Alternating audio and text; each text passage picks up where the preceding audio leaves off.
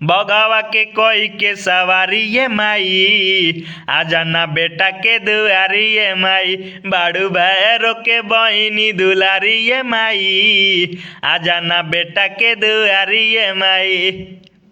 तो हेलो दोस्तों, आपका स्वागत है हमारे YouTube channel writer Mahesh Prajapati में।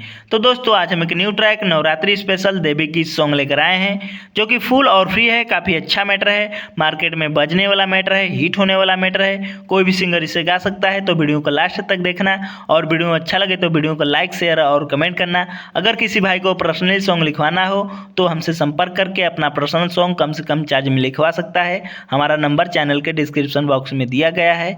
तो चलिए स्टार्ट करते हैं बिना समय गवाए मुखड़े के साथ। गैया के गोबरा से अंगना लिपावाली, फूलया माला से थाली सजावाली माई हो।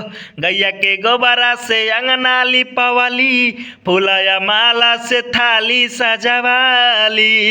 होला दिल में बड़ी बेकरारी ये माई, बगवा के कोई के सवारी ये माई, आ जाना बेटा के दुआरी ये माई, बाड़ू भैरो के बहिनी दुलारी ये माई, आ जाना बेटा के दुआरी ये माई।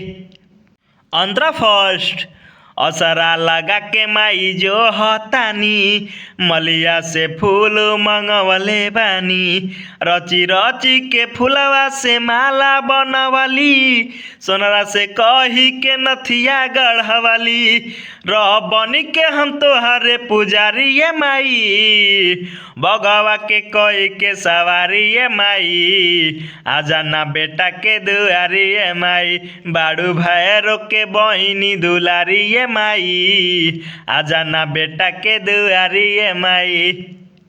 अंतरा फर्स्ट असरा लगा के माई जो हतानी, मलिया से फूल मंगवले बानी, रची रची के फूलवा से माला बनवली, सोनरा से कही के नथिया गढ़वली, रह बनी के हम तोहरे पुजारी ये माई, बगवा के कोई के सवारी ये माई, आ जाना बेटा के दुआरी ये माई, बाड़ू भैरो के बहिनी दुलारी ये माई, आ जाना बेटा के दुआरी ये माई।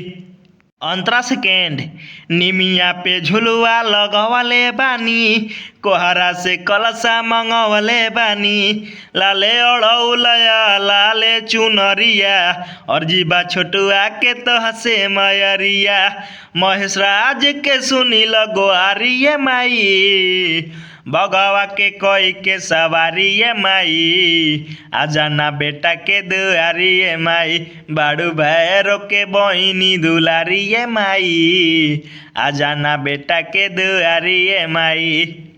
तो दोस्तों, इसी तरह का फुल और फ्री सॉन्ग पाने के लिए हमारे चैनल को सब्सक्राइब करें और वीडियो को लाइक करें, शेयर करें और कमेंट करें। तो चलिए मिलते हैं किसी नेक्स्ट वीडियो में किसी नए ट्रैक के साथ। तब तक के लिए बाय।